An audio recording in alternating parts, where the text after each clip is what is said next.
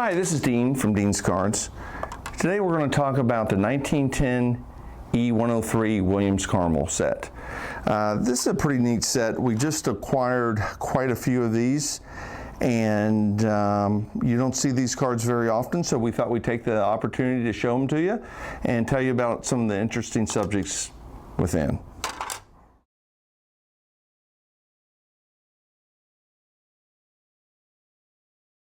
The 103 set was published in 1910 by Williams Caramel of Oxford, Pennsylvania, and it's a very unique and distinguished set. It has all portraits of the players in unique poses with a red background. Also, an interesting thing about the set is the backs of the cards are all blank. Contains quite a few Hall of Famers, three-finger brown.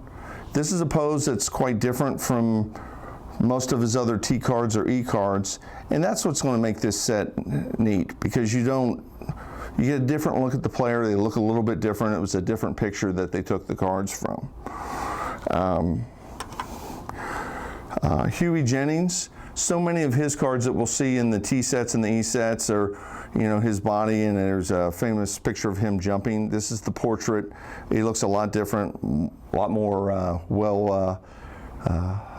mild-mannered and less anxious. Of course, it has a great Hornus Wagner in here, and it is, again, it's a different pose than the famous T206 card. Kind of gives a different look at the guy, the great pirate shortstop of the time.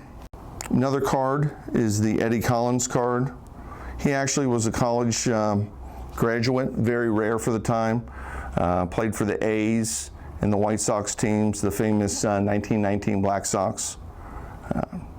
Looking very distinguished in this set. Frank Chance, the famous peerless leader of the Cubs, great Hall of Fame first baseman. Roger Bresnahan invented the shin guards, Hall of Fame catcher, just really revolutionized catching for the era. Real interesting character. Here's a player that not many people really know that should get a lot more credit, Sam Crawford, outfielder for the Tigers for years. What's interesting about Crawford, he's the career leader in triples with 309 triples. After number 2 is Ty Cobb, so that's probably a record that'll never be bested. Crawford's a Hall of Famer, but he finished with 2,961 hits. Today the milestone is 3,000. Of course, not many people had that, or if anybody had that back then, very few. So I think in today's time, he probably would have hung out and got 39 more hits, and he'd be a household name, because we all know the players with 3,000 hits.